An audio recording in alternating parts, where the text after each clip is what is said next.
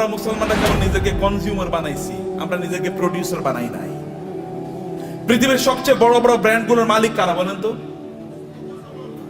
পৃথিবীর সবচেয়ে বড় বড় ব্র্যান্ডগুলোর মালিক কারা? সব মুসলমান। আপনি যদি লিভার ব্রাদার্স এর কথা বলেন তাহলে কি?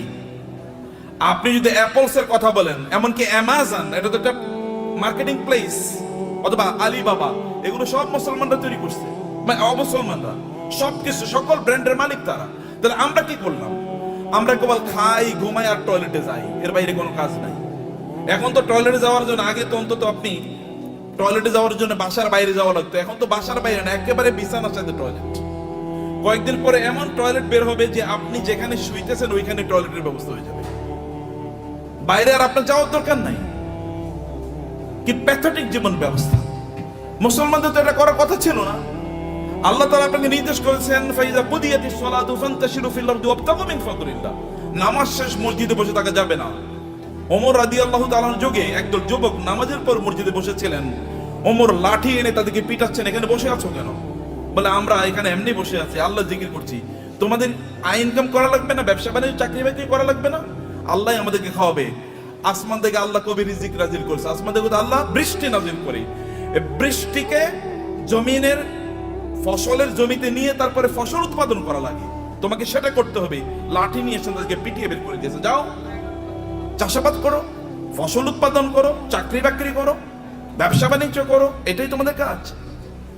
আল্লাহ সুবহানাহু ওয়া তাআলা কোরআনে সূরাতুল মুজাম্মিলে দুই ধরনের লোকের কথা বলেছেন। দুই ধরনের লোক তারা যুদ্ধে লিপ্ত আছে। এক ধরনের লোক তারা আল্লাহর রাস্তায় জিহাদ করছে, আল্লাহর দ্বীনকে প্রতিষ্ঠা করার জন্য। আরেক দল লোক তারা টাকা পয়সা ইনকাম করার জন্য যুদ্ধ করছে। কারণ টাকা পয়সা যদি না থাকতে, তাহলে মসজিদ নির্মাণ করবেন কোত্থেকে, মাদ্রাসা নির্মাণ করবেন কোত্থেকে, আর যারা যুদ্ধ করবে তাদের জন্য অস্ত্র কিনবেন কোত্থেকে? করার জন্য you need some people who will support this people. আপনি একদল লোক যারা এই সাপোর্ট দেবে আপনাকে, তাদের অর্থ থাকা লাগবে। এবং এই কারণে আল্লাহ তাআলা বলেছেন, ওয়াইদু লাহুম মাসতাতা'তু মিন কুওয়াতি ওয়া মির রিবাতিল খায়ল। আল্লাহ তাআলা তার রাসূলকে বললেন, আপনি বলে দেন ওরা যেন ঘোড়ার আস্তাবল তৈরি করে, ওরা যেন ঘোড়া প্রোডাকশন জন্য হাউস তৈরি করে। ঘোড়া প্রোডাকশন হাউস তৈরি করতে হলে কি কি লাগবে আপনি জানেন? আপনাকে ফার্ম তৈরি করতে হবে, ঘোড়ার ফার্ম। ঘোড়ার ফার্মে লাগে কি? ঘোড়ার ফার্মে লাগবে, তাহলে ঘোড়াকে প্রজনন করার জন্য একটা পদ্ধতি লাগবে, রিপ্রোডাকশন প্রসেস লাগবে, এবং ডাক্তার লাগবে, কারণ এখানে বিভিন্ন ধরনের রোগ তৈরি হবে, রোগের চিকিৎসা করার জন্য। আবার এগুলো কি খাবারের জন্য ব্যবস্থা লাগবে, এগুলো খাবার আসবে কোত্থেকে? আরেকটা ইন্ডাস্ট্রি তৈরি হবে, যখন এখন ফিশ ইন্ডাস্ট্রি তৈরি হবে। আবার এগুলোকে বিক্রি করার জন্য বাজার তৈরি হবে, মার্কেট প্লেস, বিশাল মার্কেট প্লেস। এবং সেখানে আবার কি ক্রেতা লাগবে, বিক্রেতা লাগবে। সেখানে আপনার ট্রেডার লাগবে, যারা ট্রেডিং করবেন এরকম লোকেরা লাগবে, যারা উৎপাদন করবে তারা লাগবে। আবার এদেরকে লালন পালন করার জন্য এই ঘোড়াগুলো একদল প্রশিক্ষিত লোক লাগবে, যারা সার্ভিসম্যান, যারা সার্ভিস দেবেন। আবার এদেরকে মার্কেটে নিয়ে যাওয়ার জন্য একদল আপনার এজেন্ট লাগবে, অথবা আপনার যেমন এখানে এজেন্সি নিয়ে আপনার কাজ করছেন, এরকম আলাদা কিছু লোকেরা লাগবে যারা এগুলো নিয়ে যাবে এবং এগুলো তারা মার্কেট প্লেসে ব্যবহার করবে। ফলে আপনি যখনই আল্লাহ তাআলা বলেছেন যে আপনি ঘোড়ার আস্তাবল তৈরি করেন, ফার্ম তৈরি করেন, ফার্ম তৈরি করা মানে হচ্ছে বিশাল ইন্ডাস্ট্রি তৈরি করা। এবং এই ইন্ডাস্ট্রির কথা মুসলমানরা বুঝেছেন। প্রায় 1200 বছর জুড়ে, রাসূলের আগমনের পর থেকে শুরু করে 1200 বছর জুড়ে গোটা পৃথিবীর সকল প্রায় ইন্ডাস্ট্রির মালিক ছিল মুসলমানরা। অধিকাংশ ব্র্যান্ডের মালিক ছিল মুসলমানরা। কিন্তু আমরা যখন এই ব্র্যান্ড থেকে বের হয়ে গেলাম, যখন আমরা মনে করলাম আমরা ওই যে বৈরাগী জীবন যাপন করলাম, খ্রিস্টানদের মতো বৈরাগী জীবন যাপন করা শুরু করে দিলাম। না, আমি মাওলানা সাহেব, আমি ইমাম সাহেব, আমি কেবল আজান দেবো, আমারে যা পয়সা লোকেরা যা দান সাদাকা করে, এই দান সাদাকা খায় আমি বাঁচবো, এইরকম মানসিকতা যখন আমাদের তৈরি হয়ে গেল, আমি যাকাত খাবো, এইরকম মানসিকতা যখন তৈরি হয়ে গেল, তখন আমাদের কাছ থেকে চলে গিয়েছে অন্যদের কাছে নেতৃত্ব। পৃথিবী তারাই নেতৃত্ব প্রদান করে যাদের হাতে টাকা থাকে, এটা মনে রাখবেন। যাদের হাতে অর্থ থাকে তারাই পৃথিবী নিয়ন্ত্রণ করে। আমেরিকা কেন সুপার পাওয়ার? তাকে কেন ব্রিটিশরা সুপার পাওয়ার ছিল? কেন ফ্রান্স সুপার পাওয়ার? কেন ইউরোপ সুপার পাওয়ার? অথবা কেন এখন চায়না সুপার পাওয়ার হয়ে যাচ্ছে? কেন ইন্ডিয়া সুপার পাওয়ার হয়ে যাচ্ছে? আমরা কেন হতে পারছি না? It is only because we don't possess money, property. সম্পদ আমাদের কাছে নাই, টাকা আমাদের কাছে নাই। আমরা ভিক্ষা করলে ওদের কাছে ভিক্ষা করা লাগে। বাংলাদেশের উন্নয়নের জন্য টাকা আসে কোত্থেকে? আমেরিকা থেকে, ইউএস থেকে, অথবা ইউএসএইড দেবে, ইউএন দেবে, অথবা ওয়ার্ল্ড ব্যাংক দেবে ইত্যাদি। ওগুলো কি আমাদের কি দেয়? সাদাকাই তো দেয়। জাকাত মানে জাকাত হয়তো বা তারা দেয় না, তারা সাদাকা দেয়, তারা চ্যারিটি করে, তারা দান করে আমাদেরকে। আর দান করা হাত, এই হাতই গোটা পৃথিবী নিয়ন্ত্রণ করবে। যে হাত দান গ্রহণ করে, এই হাত পৃথিবী কোনোদিন নিয়ন্ত্রণ করতে পারে না। আল্লাহ সুবহানাহু ওয়া তাআলা কোরআনে উল্লেখ করেছেন যে আমরা যেন আকিমুস সালাতা আতুজ যাকাতা, নামাজ পড়ো, যাকাত খাও। বুঝেন না আপনারা এখনো? আল্লাহ কি বলেছেন? নামাজ পড়ো, যাকাত খাও, নাকি? কেন বুঝেন না? কথা বলছেন না কেন? আপনার এতগুলো লোক, কোনো আওয়াজ নাই। নামাজ পড়ো, যাকাত খাও। নামাজ পড়ো, তোর যাকাত কবে দেবেন আপনি? আপনাকে যাকাত দেওয়ার মতো সম্পদের মালিক হওয়া লাগবে। আল্লাহ বলেছেন প্যারালাল। আপনি নামাজ পড়তেছেন, যাকাত দিতেছেন, আপনি তো পূর্ণ মুসলমানই হন না এখন। যাকাত দেওয়ার মতো প্রপার্টি অর্জন করতে হবে। কেন আপনি বসে থাকেন? আপনার অলসতা। আল্লাহ রাসূল আল্লাহর কাছে দোয়া করেছেন, আল্লাহুম্মা ইন্নী আউযু বিকা মিনাল হাম্মি ওয়াল হাযান ওয়া মিনাল আজজি ওয়াল কাসাল। হে আল্লাহ, আমি অক্ষম অথবা অলস, এই দুটা থেকে আল্লাহর কাছে তিনি আশ্রয় চেয়েছেন। আমি অক্ষম যে আমি আয় ইনকাম করতে পারি, আমি অলস, আমি ইনকাম করার জন্য বাস রাস্তায় বের হই না, আমি বাজারে যাই না, আমি মানে প্রোডাকশন হাউস তৈরি করি না, অথবা আমি ট্রেডিং সেন্টার তৈরি করি না, আমি বৈশা থাকি আর খাই, এবং আমি তোমার কাছে মান্না সালওয়ার জন্য দোয়া করি, তুমি আমার জন্য মান্না সালওয়া পাঠাইও। এইরকম যেন আমি না হই। আমি যেন অ্যাক্টিভলি এঙ্গেজ থাকি সমাজে, আমি যেন কাজ করি সমাজে। আপনার নবী কি করেছেন? নবী হওয়ার আগেও তিনি বিজনেস করেছেন, নবী হওয়ার পরেও তিনি বিজনেস করেছেন। সাহাবায়ে কেরামদের মধ্যে দেখেন, আবু বকর রাদিয়াল্লাহু তাআলা যখন তিনি খলিফা হিসেবে তাকে নির্ধারণ করা হয়, তিনাকে খলিফা তৈরি করা হয়, তিনি যাচ্ছেন মাথায় কাপড়ের পুটলি নিয়ে তিনি বাজারে যাচ্ছেন। ওমর বলেন, আপনি যাচ্ছেন কই? বলে, বাজারে যাচ্ছে, আমার সংসার চলা লাগবে না? তিনি খলিফা। এখন প্রেসিডেন্ট যদি অথবা প্রাইম মিনিস্টার যদি ব্যবসা করে, আপনারা বলবেন এ তো এদিকে ব্যবসা করে। কেন প্রাইম মিনিস্টার ব্যবসা করবে না? কেন প্রেসিডেন্ট কেন ব্যবসা করবে না? মন্ত্রী কেন ব্যবসা করবে না? করবে। ব্যবসা তো আমাদেরই করা উচিত, কারণ আমরা inherently by born, by virtue of our identity, আমরা মুসলিম হওয়ার কারণে, কোরআনের ধারক এবং বাহক হওয়ার কারণে আমাদেরকে বিজনেস করা লাগবে। আমাদেরকে সম্পদ উপার্জনের করার জন্য আমাদেরকে এই পদ্ধতি আবিষ্কার করা লাগবে আমাদেরকে, সম্মানিত ভাইরা। কিন্তু এটা হলো একটা দিক। কিন্তু এই সম্পদ যেন আমাকে কারুনের মতো না বানিয়ে ফেলায়। সম্পদ যেন কি না করে, কারণে যদি, তাহলে এক নম্বর কথা হচ্ছে আপনি নামাজও পড়বেন না, জাকাতও দেবেন। এখন থেকে আপনাকে সিদ্ধান্ত নিতে হবে যে এই রমাদান থেকে আপনি জাকাত দিতে পারবেন, এরকম চেষ্টা আপনি শুরু করবেন ইনশাআল্লাহ। নাকি বলেন? ভাই, আপনার এলাকায় আপনি সবচেয়ে বড় ধনী হন, সমস্যা কি? সম্পদ উপার্জন করা কি হারাম নাকি? সম্পদ উপার্জন করা হারাম? নো, সম্পদ উপার্জন করা তো ফরজ। ইনকাম করা ফরজ, ইনকাম করা ফরজ। ইসলাম প্রচারে সবচেয়ে বেশি অবদান কার ছিল? আবু বকর। আবু বকরের চেয়ে মক্কায় ধনী কে ছিল? ইসলাম প্রচারের ক্ষেত্রে সবচেয়ে বেশি অবদান ছিল খাদিজাতুল কুবরা রাদিয়াল্লাহু তাআলা আনহা। খাদিজাতুল কুবরার চেয়ে মক্কায় ধনী নারী কে ছিল? ইসলাম প্রচারের ক্ষেত্রে, ইসলাম প্রতিষ্ঠার ক্ষেত্রে ওসমান ইবনে আফফান রাদিয়াল্লাহু তাআলা সবচেয়ে বেশি অবদান ছিল। এখনো আরবে, সৌদি আরবে, এখনো মদিনাতে ওসমান ইবনে আফফানের নামে এখনো ওইরকম বাগান আছে, যে বাগান থেকে এখনো যে উৎপাদন, এগুলো এখনো দিনের কাজে লাগে, এখনো চ্যারিটি হিসেবে সারা পৃথিবীতে সেগুলো টাকা পৌঁছে যায়। এখন যে মক্কায় যে ক্লক টাওয়ার আপনারা দেখেন, এটা কিন্তু সাদাকা, এটা কিন্তু ওয়াকফের। এখানকার টাকা যা ইনকাম, এগুলো কিন্তু মানব কল্যাণে। আপনাদের দেশে হয়তো বা এখানকার কল্যাণের টাকা চলে আসে। তা আপনাকে তো এরকম অর্থবৃত্তের মালিক আপনাকে হওয়া দরকার। অর্থ ইনকাম করতে হবে, ফরজ। এর কারণে আপনি তখন, কারণ এদের অবস্থা দেখেন, আবু বকরের মতো গোটা পৃথিবীর সকল মুসলমানকে যদি একত্রিত করা হয়, আবু বকরকে যদি একত্রিত করা হয় রাদিয়াল্লাহু তাআলা আনহু, তাইলেও আবু বকরের আমলের দাড়ি পাল্লাটা অনেক ভারী হয়ে যাবে। কেবল ইবাদত করেই, এই তথাকথিত, এই যে কথিত যে ইবাদত আছে, এই রিচুয়াল, আপনি নামাজ পড়লেন, কোরআন তেলাওয়াত করলেন, ইত্যাদি ইত্যাদি, এর মাধ্যমে এই জায়গায় যাওয়া যায় না। You need financial contribution to the establishment, to the preaching and the propagation of Islam. ইসলামকে মানুষের কাছে পৌঁছে দেওয়ার জন্য আপনার অর্থনৈতিক অবদান লাগবে। এই অবদানের কারণে আল্লাহ সুবহানাহু ওয়া তাআলা নামাজকে যেমনি ভাবে ফরজ করে দিয়েছেন, তিনি আমাদের জন্য যাকাতকেও ফরজ করে দিয়েছেন। এখন আপনি বলবেন যে আমি টাকার মালিক হলে যেন যাকাত দেব। আল্লাহ বলছেন তুমি টাকার মালিক হয়ে যাকাত দাও, তোমার জন্য ফরজ। টাকার মালিক হয়ে যাকাত দাও। আল ইয়াদুল উলিয়া খায়রুম মিনাল ইয়াদিস সুফলা। দানের হাত আল্লাহর কাছে প্রিয়। যে ব্যক্তি দান করে তার যে মর্যাদা, যে নেয়ার মধ্যে কি সওয়াব আছে নাকি? যে ঠিক আছে ভাই, আপনি ভিক্ষা করেন রাস্তায়, ভাই আমার একটু দেন না, এরপরে আপনার আমল নামে কেবল সওয়াব ঢুকতে থাকবে, সওয়াব ঢুকতে থাকবে নাকি? তাহলে সবাই ভিক্ষা, এবং মুসলমানরা প্রায় ভিক্ষার জাতি হয়ে গেছে। মাহফিল করলেও ভিক্ষা লাগে, মসজিদ বানাইলে হলো ভিক্ষা লাগে। কেমন অবস্থা এটা? এটা কেন আপনারা করলেন?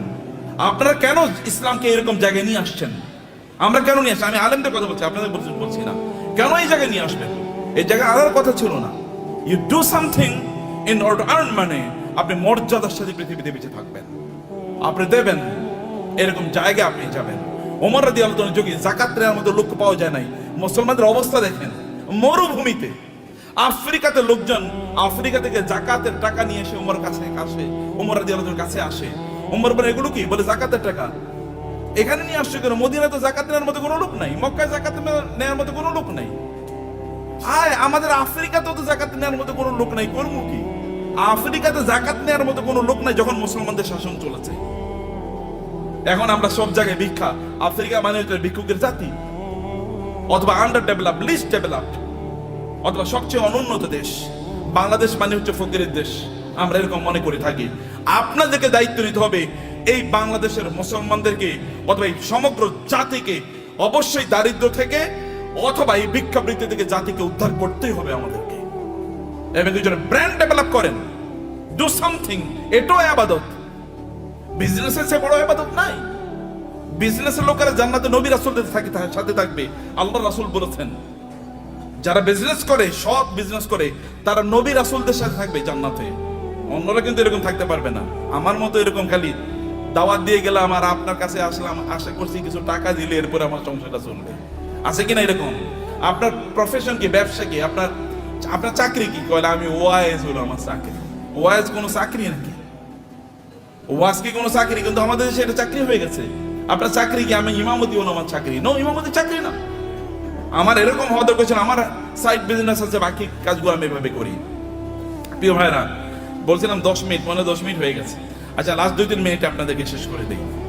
তার মধ্যে ইয়ার রব না, ভাই আছেন যে শেখ আছেন, ওনার কথা বলবেন। আপনারা তো প্রচন্ড রাগান্বিত ভিতরে, তাই না? রাগ করছেন তো কথা শুনে? আচ্ছা, পিছন থেকে কানো আওয়াজই শুনি না, ঘটনা কি? এই পিছনে একটু ক্যামেরাটা ধরেন তো দেখি সবাই আছে কিনা জীবিত। জীবিত আছেন নাকি? মাশাআল্লাহ মাশাআল্লাহ মাশাআল্লাহ। একটু হাতটা নাড়ান তো দেখি, হাতের ব্যায়াম হোক। গুড, ঠিক আছে, নামান, হাত নামান। ভাইরা আমার, সম্পদের মালিক হওয়ার জন্য আমি আপনাকে অনুপ্রাণিত করছি। আপনার সম্পদের মালিক হন, কিন্তু সম্পদের মালিক কারুনের মতো হওয়ার জন্য করবেন না। আল্লাহ সুবহানাহু ওয়া তাআলা সূরাতুল কাসাসে কারুনের ঘটনা বলেছেন। যদি সময় পান তাহলে আজকে বাসায় গিয়ে সূরাতুল কাসাসে এই কারুনের আয়াতগুলো, যেখানে আল্লাহ তাআলা বলেছেন ইন্না কারুনা, আয়াত নাম্বার হচ্ছে 40 থেকে শুরু করে 76 থেকে শুরু করে কারুনের ঘটনা পড়বেন। সূরাতুল কাসাস। ইন্না কারুনা কানা মিন কওমি মূসা ফাবাগা আলাইহিম ওয়া আতাইনাহু মিনাল কুনুজি মা ইন্না মাফাতিহাহু লাতানু বিল উসবাতি উলিল কুওয়া ইয ক্বালা লাহু কওমুহু লা তাফরাহ ইন্নাল্লাহা লা ইউহিব্বুল ফারিহিন। আল্লাহ সুবহানাহু ওয়া তাআলা বলেছেন, কারুনের গল্প আমাদেরকে বলছেন। তাহলে আমার আলোচনা দুটো পার্ট, এর একটা পার্ট আমি শেষ করলাম। আপনাদেরকে সম্পদের মালিক হতে হবে, প্রচুর পরিমাণ সম্পদের মালিক হতে হবে, যেন মানুষ যেন না বলে মুসলমানরা ভিক্ষুকের জাতি। আপনি যেন দিতে পারেন, অন্যরা যেন আপনাদেরকে দেখে বলে যে না, এটা মুসলমান, এর মতো হতে হবে, আপনি তার মতো হতে। এখন আমরা এক্সাম্পল দিতে গিয়ে এখন আমরা ধরেন তৌহিদ ভাই ছাড়া আর কাউকে এক্সাম্পল দিতে মতো দেওয়ার মতো লোক পাচ্ছি না। মানে যারা দিন প্র্যাকটিস করে, আবার অনেক সম্পদের তারা প্রবাহ তৈরি করেছে সমাজে, নিজেই কেবল সম্পদের মালিক হয় না, সম্পদের মালিক বানানোর রাস্তা তৈরি করে দিয়েছে। এরকম লোক আমার সামনে খুব বেশি নাই। আমি বলতে গেলে বিল গেটসের কথা বলে, ওয়ারেন বাফেটের কথা বলতে হয়, এলিয়ন মাস্কের কথা বলা লাগে। তো মুসলমানদের এলিয়ন মাস্ক কই? মুসলমানদের যদি আপনি দেখেন, বিভিন্ন আরবের যে সকল শেখরা আছে, ওই যে আরবের রাজা বাদশারা, কেবল ওদের নাম শুনলেই শোনা যায় ওই দেশে তার বিশাল একটা কি আছে, একটা রেস্ট হাউস আছে, ওইখানে ওই সমুদ্রের তীরে তার বিশাল একটা বাংলো আছে, হাবিজাবি ইত্যাদি ছাড়া আর কিছুই আলোচনা শুনি না। আর যখন আপনি এলন মাস্কের কথা শোনেন, তখন আপনি শোনেন যে ওই যে ইয়ের দেশে, চাঁদের দেশে এখন জায়গায় বেচতেছে, জায়গায় বিক্রি করতেছে। ওইখানে কি করে? অথবা বাংলাদেশে তার স্টার লিংক আসবে, গ্রাম অঞ্চলে সুপার স্পিডি আপনি ইন্টারনেট পাবেন। অথবা টেসলার মাধ্যমে এমন গাড়ি তৈরি করছে ওখানে কোনো কি লাগবে না, ড্রাইভার লাগবে না, এরকম একটা কথা বলেন তো আপনি মুসলমানদের। এটা কেমন জাতি? 300 কোটি মুসলমান বলা হয়, অথবা কমপক্ষে তো 200 কোটি। গোটা পৃথিবীতে মানুষ 800 কোটি, এর মধ্যে প্রায় 250 কোটি মুসলমান। 250 কোটি মুসলমান একটা টেসলার মতো জিনিস তৈরি করতে পারলো না, একটা আইফোনের মতো প্রোডাক্ট তার নাই। অথবা তার একটা কি, এই যে আমরা ইয়ের গাড়ি কি বলে, কিসের গাড়ি, এই যে মানে আমরা আমাদের বাংলাদেশে এটা কি যে কি গাড়ি জানো, এটা আপনার মানে এক্স করোলা, মানে করোলা টাইপের একটা গাড়িও তো বানাইতে পারেন আপনি। বলেন তো একটা ব্র্যান্ডের নাম বলেন তো মুসলমানদের গাড়ির, একটা হুন্ডার নাম বলেন তো, একটা সাইকেলের নামই বলেন। আরে সাইকেলের নাম তো বহুত পরের কথা। এই যে সাইকেলের যে শিখ ব্যবহার, ওগুলো কি বলে? হ্যাঁ, শিখ বলে না? এরকম বানাইছে মুসলমানরা, দেখেন তো। এটাও তো চায়না থেকে আপনার আনা লাগে। তাহলে কি আমরা কি বানাইছি, করছি? কেবল খাও দাও ফুর্তি করো, দুনিয়াটা মস্ত বড়, এরকম টাইপ ছাড়া কোনো কিছু নাই। খাও ঘুমাও এবং সিনেমা দেখো আর ফেসবুক টিপাও। যে ফেসবুক বানাইছে ওর নিজেরও অ্যাকাউন্ট হয়তো বা নাই, কিন্তু আপনি এটা নিয়ে সারাদিন রাত ব্যস্ত আছেন। ও যে ইউটিউব বানাইছে ওইটা ব্যবসায়ী হাউস তার, এখান থেকে সে বিলিয়নস অফ ডলার্স ইনকাম করে নিচ্ছে, কিন্তু আপনি ওইটাই দেখেন এবং আপনি বলেন পাগলের সুখ মনে মানে আপনি, আমি কত সুখী, সারা রাত বেরা সিনেমা দেখতেছি, মজা কারে বলে? Stupid lifestyle. নো, আল্লাহ আপনাকে এই জন্য তৈরি করেন নাই, হিউজ প্রোডাক্টিভিটি তৈরি করেছেন এবং আল্লাহর মার্সি আপনার উপর আছে।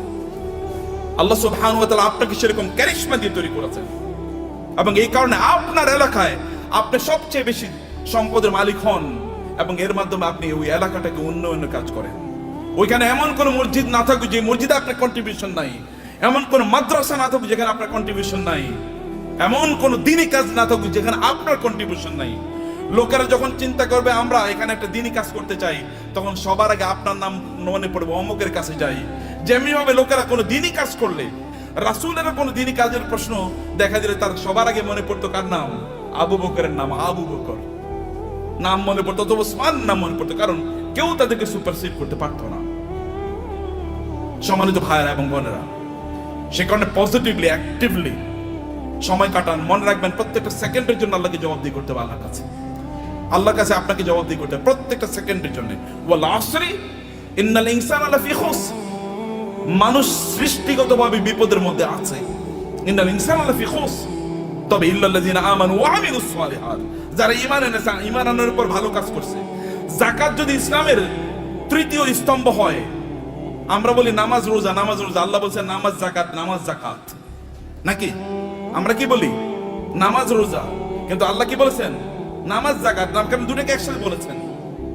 এই দুটোকে একসাথে আপনাকে যদি আপনি করতে পারেন, তাইলে তো আপনি ইসলামের 5টা স্তম্ভ আপনি পালন করলেন। আপনি 5টা স্তম্ভ কয়জন পালন করছেন এর মধ্যে? আপনি বলেন কেন 5টা স্তম্ভ আপনি পালন করলেন না? এই 5টা স্তম্ভের উপর তো ঘর নির্ভর করে, এই গোটা ইসলাম নির্ভর করছে 5টা স্তম্ভের উপর। আপনি কেন হজ করতে পারলেন না? আপনি কেন যাকাত দিতে পারলেন না? এই দুটো তো ইসলামের স্তম্ভ। আপনি কেমন নামাজ পড়িয়ে তেলে জান্নাতুল ফেরদাউসে চলে যেতে পারবেন নাকি? নো, অসম্ভব। সবগুলো একসাথে করে আপনি এমন একটা বিল্ডিং বানালেন একটা ইয়ের উপর, পিলারের উপর। এই বিল্ডিং কি পৃথিবীর সবচেয়ে স্থায়ী বিল্ডিং হবে? পিলার একটা মাত্র, যে কোনো সময় ধসে পড়ে যেতে পারে। শুধু নামাজের উপর নির্ভর করলেন, যে কোনো সময় ধসে পড়ে যেতে পারে। অতএব সবগুলোর উপর আপনার দিনকে প্রতিষ্ঠিত করা লাগবে। বুনিয়াল ইসলাম আলা খামসিন, শাহাদাতি আল্লাহ ইলাহা ইল্লাল্লাহ থেকে ওয়া হাজ্জিল বাইতি মান ইসতাতা ইলাইহি সাবিলা। সামর্থ্য অর্জন করা লাগবে আপনার, এবং অন্যরা আপনাকে দেখে শিখুক যে না এইরকম জীবন যাপন করা লাগে। অন্যরা আপনাকে দেখুক এরকম জীবন যাপন। কিন্তু আপনি সম্পদ উপার্জন করার একমাত্র কারণ যেন না হয় কারুন টাইপের জীবন যাপন করা। কারুন টাইপের জীবন যাপন করা কি? আল্লাহ সুবহানাহু বলেছেন ইন্না কারুনা কানা মিন কওমি মূসা ফাবাগা আলাইহিম। কারুন ছিল মূসা আলাইহিস সালামের তার বংশের লোক, অর্থাৎ বনি ইসরাইলের লোক। কিন্তু এই বনি ইসরাইলের উপরে সে জুলুম অত্যাচার করা শুরু করে দিয়েছে। যেমন আমাদের দেশে দেখবেন, আমাদের দেশে লোকেরা ব্যবসা করতেছে কিন্তু টাকা পাচার করতেছে অন্য দেশে। আছে কিনা এরকম? বুঝেন না আপনারা? ব্যবসা করতেছে এই দেশের মানুষের, কিন্তু টাকা পাচার করতেছে আরেক দেশে। আরেক দেশের ব্যাংকে গিয়ে তার সকল টাকা খুঁজে পাওয়া যায়। এর চেয়ে বড় জালিম আল্লাহর জমিনে আর হতে পারে না। কারণ আপনি যেখানে ইনকাম করেছেন ওই অঞ্চলের মানুষের হক আছে আপনার উপর, কারণ তাদেরকে দিয়ে আপনি ইনকাম করেছেন। তাদের উন্নয়নের জন্য আপনাকে কাজ করা লাগবে। ফেরাউন মানে কারণই টাইপ এরকম যে কারণ এরকম করেছে, কিন্তু সেই লোকজনের উপর সে জুলুম এবং অত্যাচার চালিয়ে দিল, এবং তার কি পরিমাণ সম্পদ ছিল আল্লাহ তাআলা বলেছেন যে ওয়াতাইনাহু মিনাল কুনুজি মা ইন্না মাফাতিহাহু লাতানু বিল উসবাতি উলিল কুওয়া, যে তার এত সম্পদ আল্লাহ তাআলা তাকে দিয়েছেন, সে কিন্তু গরিব একটা জাতির একজন, গরিব জাতি মানে হচ্ছে বনি ইসরাইল। বনি ইসরাইল কিন্তু কৃতদাস, ফেরাউন তাদেরকে কৃতদাস বানিয়ে রেখেছিল, তাদেরই একজন, কিন্তু প্রচুর পরিমাণ সম্পদের মালিক হয়েছে। সম্পদের মালিক হয়েছে এদের মাঝে ব্যবসা করার কারণেই, ব্যবসা করার মাধ্যমে। কিন্তু এবং তার এত পরিমাণ সম্পদ যে তার সম্পদগুলো সোনা দানা এগুলো যেই সিন্ধুকে রাখতো, ওই সিন্ধুকগুলোর চাবি বহন করার জন্য একটা বিশাল গ্রুপ অফ পিপল লাগতো। কি পরিমাণ তাদের সিন্ধুক ছিল, কি পরিমাণ সম্পদ ছিল তার। এরকম সম্পদ এর মালিক হওয়ার পরে এরপরে তিনি কি করেছেন? তিনি প্রচন্ড অহংকারী জীবন যাপন করতেন, আনন্দ ফুর্তি নিয়ে ব্যস্ত থাকতেন। ভালো করে শুনুন, আপনাদের গল্প বলছি। আনন্দ ফুর্তি কি, অনেক টাকা। অতএব আজকে ফ্যামিলি সহ চিন্তা করতো আজকে আমরা কক্সবাজারের ট্যুরে যাব। ওকে, কক্সবাজারের ট্যুর শেষ, মজা শেষ, ওইখানে আনন্দ ফুর্তি করে আগামীকাল আমরা সাজেকে যাব। সাজেকের মজা শেষ সিলেটে যাব, সিলেটের মজা শেষ সিঙ্গাপুরে যাব, সিঙ্গাপুরের মজা শেষ আমেরিকা যাব, না এরপরে কানাডাতে যাব। একটার পর একটা কেবল ঘুরে বেড়াচ্ছে, আনন্দ ফুর্তি করছে, আর ফেসবুকে পোস্ট দিচ্ছে আলহামদুলিল্লাহ আমি খুব ভালো আছি। এরকম যখন পোস্ট দেয় তখন কি হয়? আপনি কেবল আনন্দ ফুর্তি করে বেড়াচ্ছেন। এবং এই সবচেয়ে সুন্দর সিনেমা কোনটা এসছে? চলো সিনেফ্লেক্সে আমরা গিয়ে সিনেমা দেখে আসবো। সিনেফ্লেক্সে ঢোকার আগে এরকম একটা বিশাল বড় ফেসবুকে একটা পোস্ট দিয়ে বললো এখন মাত্র সিনেফ্লেক্সে আমি ঢুকতেছি সিনেমা দেখার জন্য।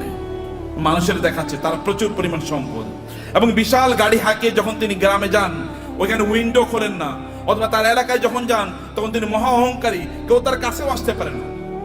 অনেক পরিমাণ সম্পদ আর আছে, এটা কেবলমাত্র নিজের ভোগ বিলাসের জন্য তিনি ব্যবহার করছেন এবং ব্যয় করছেন।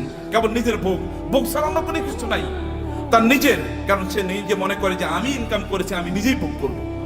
এবং কারণ কিন্তু একই কাজ করেছে। কারণকে তার সম্প্রদায়ের লোকেরা বলেছে তুমি এত অহংকার করো না, তুমি এত আনন্দ ফুর্তি নিয়ে ব্যস্ত থেকো না, তুমি যিনি তোমাকে সম্পদ দিয়েছেন তার প্রতি কিছু কৃতজ্ঞ থাকো। ওয়াবতাগি ফীমা আতাকাল্লাহু দারাল আখিরাহ, আল্লাহ তোমাকে যে সম্পদ দিয়েছেন এই সম্পদকে ব্যবহার করে আখিরাত অর্জন করো, অর্থাৎ জান্নাত অর্জন করো। সম্পদ ব্যবহার করে অধিকাংশ লোকই জান্নাত অর্জন করে না জাহান্নাম অর্জন করে, বলেন তো? অধিকাংশ লোকের কি অবস্থা? জাহান্নাম। কিন্তু তাসমিয়া কসমেটিক্স আপনারা যারা আছেন, সম্পদকে উপার্জন করে জাহান্নাম অর্জন করবেন না আপনারা ইনশাআল্লাহ। কারণ আপনাদের সামনে আল্লাহর রহমতে এমন একজন লিডিং এক্সাম্পল আছেন। আমি তাওহীদ ভাইয়ের কথা আরো বলি, এত বেশি কাজ করেন তিনি দিনই, এটা আপনারা হয়তো বা জানেন না, আমি কিছু জানি। দ্য আইস মানে টিপ অফ দ্য আইসবার্গ, মানে বিশাল বড় অথবা পাথর এর আপনার কি বলে আপনার এই যে সামান্য একটু হয়তো আমি জানি, তার চেয়ে বেশি আমি জানি না। বরফের বিশাল খণ্ডের সামান্য একটু আমি জানি, এক ড্রপস অফ ওয়াটার, অথবা তার চেয়ে বেশি করে আল্লাহ তাআলা কবুল করে নেন। আমি বেশি প্রশংসা করতে চাই না, আপনাদেরকে বলতে চাই প্রিয় ভাইরা, আপনাদেরকে যে কথাটা বলতে চাই আপনারা শুনুন। সম্পদ উপার্জন করেছেন কেবল নিজের জন্য না। যখন কারণকে বলা হলো তুমি এরকম অহংকার করো কেন, তখন সে বলে আমার সম্পদ আমার নিজের যোগ্যতা আমি অর্জন করেছি, উপার্জন করেছি, আমি অহংকার করব না, আমি আনন্দ ফুর্তি করব না? আমার তো থাকবে গাড়ি একটা না, গাড়ি 10টা থাকবে। এবং আপনি মানে খাবেন হচ্ছে এতটুকু, কিন্তু আপনি 10 জনের খাবার আপনি নষ্ট করবেন। আপনার লাগবে একটা, কিন্তু আপনি 10টা ব্যবহার করছেন। আপনার শার্ট আছে প্রায় 200, কোনটা যে কবে পড়বেন আপনি জানেন না। যদি প্রতিদিন একটা করে পড়েন তাইলে এরপরে সর্বশেষ শার্টটা পরার জন্য 3 বছর পরে শার্ট পড়তে পারবেন। এইভাবে আপনি আপনার লাইফস্টাইল কি তৈরি করে রেখেছেন, এটা ছাড়া আপনি কোনো কিছুই বুঝেন নাই। এবং মানুষকে আপনি দেখিয়ে বেড়ান আপনি কি পরিমাণ সম্পদের মালিক হয়েছেন। সম্পদের মালিক ব্যক্তি তার নিজের যোগ্যতা হতে পারে না। আপনি তৌহিদ ভাইকে জিজ্ঞেস করে দেখেন, সম্পদের মালিক হওয়ার জন্য আল্লাহর স্পেশাল অনুমোদন লাগে, আল্লাহর রহমত লাগে। আল্লাহ রহমত না দিলে কোনোদিন কেউ সম্পদের মালিক হতে পারে না। চেষ্টা করে সম্পদের মালিক, আপনি প্রচুর পরিশ্রম করবেন, এই কারণে সম্পদের মালিক হবেন এটা নয়। নাহলে রিক্সাওয়ালারাই সবচেয়ে বেশি সম্পদের মালিক হতো, অর্থাৎ দিন মজুররাই সবচেয়ে বেশি সম্পদের মালিক হতো। নো, আল্লাহ সুবহানাহু ওয়া তাআলা আপনাকে দেন পরীক্ষা করার জন্য। কিন্তু আপনি এই সম্পদ, আমি এই কথা আপনাকে বলবো না যে টাকা ইনকাম করেন আর কেবল কথিত আল্লাহ সুবহানাহু ওয়া তাআলার রাস্তায় ফি সাবিলিল্লাহ ছাড়িয়ে আপনি এটাকে ব্যবহার করেন, আমি তা বলছি না। আমি বলছি হারাম কাজে এগুলোকে ব্যবহার করেন না, সিনেমা দেখার জন্য ব্যবহার করবেন না। লেটেস্ট কি সিনেমা তৈরি হয়েছে এটা নিয়ে কিনে নিয়ে আসো এবং সবাইকে নিয়ে আনন্দ ফুর্তি করে বেড়াবেন, অথবা আপনার ছেলে মেয়ে ওয়াইফ ইত্যাদিকে নিয়ে বাচ্চাদেরকে নিয়ে আপনি যাবেন বিভিন্ন জায়গায় বেড়ানোর জন্য। আনন্দ ফুর্তিতে মেসে থাকবেন, লাল পানি খাবেন অথবা জুয়া খেলবেন অথবা অন্যান্য ফুর্তি ফ্যাশন করে বেড়াবেন, সেখানে কোনো দিনই পরিবেশ নাই, দিনই কোনো আচরণ নাই, এবং এর মধ্যে আপনি আনন্দ খুঁজে বেড়াচ্ছেন। আপনার টাকা আপনি হিসাবে ব্যয় করছেন। এই অর্থ ব্যয়ের মাধ্যমে আপনি জান্নাত কিনছেন না জাহান্নাম কিনছেন? আপনি কিনছেন জাহান্নাম, অথচ আল্লাহ অনুগ্রহ করে আপনাকে সম্পদ দিয়েছেন। আপনার সম্পদ ব্যবহার করে আপনি জান্নাত কেনেন। এগুলোকে হালাল উপায় ব্যবহার করলে আপনার জান্নাত কেন হয়ে যায়? আপনি হালাল ভাবে চলেন, নো প্রবলেম।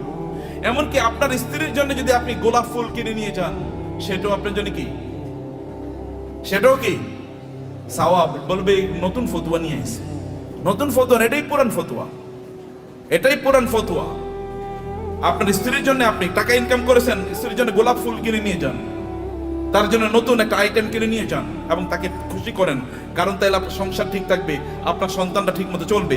এটাও কি, এটাও দিনদারি, এটাও ইবাদত। অতএব আপনি হালাল পথে আপনার সম্পদগুলো ব্যবহার করেন, এর মাধ্যমে আপনি ওয়াক্তাকি ফিমা আতাকাল্লাহু দারুল আখিরা ওয়ালা তানসা নাসিবাকা মিনাদ দুনিয়া। আমি বলি না আপনি সাজেকে যাবেন না, আমি বলি না সিলেটে যাবেন না, আমি বলেছি ওখানে যান এবং আপনার সন্তানকে নিয়ে আপনি সেখানে জামাতের সাথে নামাজ আদায় করুন। লোকেরা দেখুক যে পর্যটনে এসেও তারা কি করছে, জামাতে তারা নামাজ আদায় করছে, মিস করছে না। আপনি বিচে তখন যান যখন নামাজের সময় না, লোকেরা দেখুক যে তিনি নামাজকে প্রায়োরিটি প্রদান করছেন।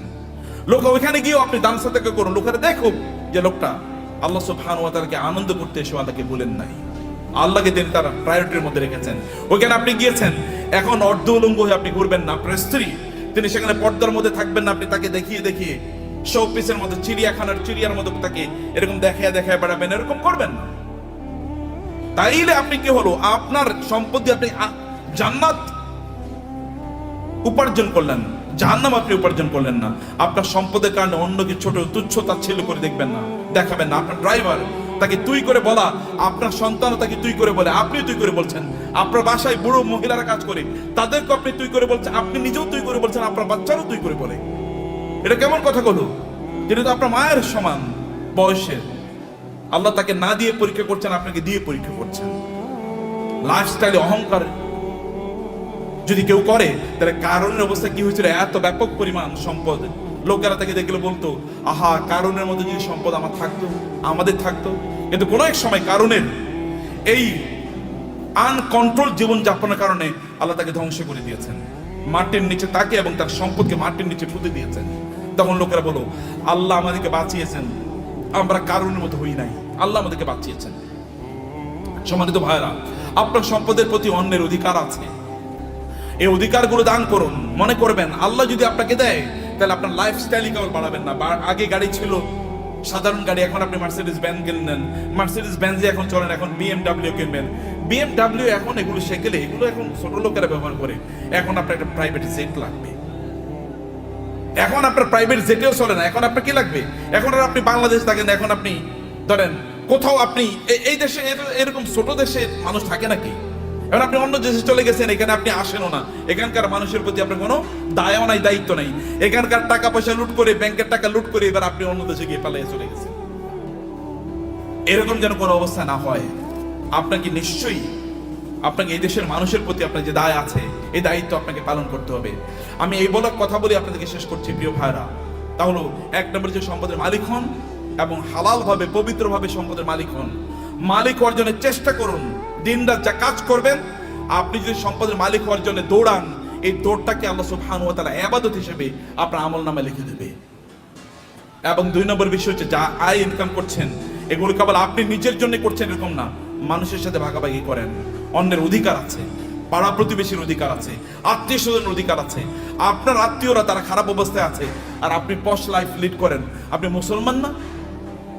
আপনার এতটুকু সামান্য আত্মমর্যাদা নাই, আপনার মানবিকতা নাই, মানবিক মূল্যবোধ নাই। কিয়ামতের দিন আল্লাহর সামনে দাঁড়াবেন, আল্লাহ আপনাকে বলবে তুমি এত ভালো জীবন যাপন করেছো আর তোমার আত্মীয়রা না খেয়ে মারা গিয়েছে, সেদিন কি উত্তর দেবেন? সেদিন বলবেন আল্লাহ আমার আবার দুনিয়ায় পাঠাও, আমি দুনিয়ায় প্রচুর পরিমাণ দান সাদাকা করে এবারে আমি আখিরাতে আসতে চাই। কেউ সেদিন আর পৃথিবীতে আল্লাহ তাআলা আমাদেরকে ফেরত পাঠাবেন না, কারণ দুনিয়া একবার, দুনিয়া কি একবার। সম্মানিত ভাইরা, আমি এগেইন আমাদের তাওহীদ ভাইয়ের প্রতি কৃতজ্ঞ যে এই অনার আমাকে দেওয়ার কারণে। বারাকাল্লাহ ফিকুম, থ্যাংক ইউ ভেরি মাচ। আর তাসমিয়া হার্বাল তো আমার খুবই প্রিয় প্রতিষ্ঠান, এই জন্যে যে একটা প্রতিষ্ঠান দিনের আবহে থেকে কিভাবে বড় হতে পারে এটা একটা এক্সাম্পল।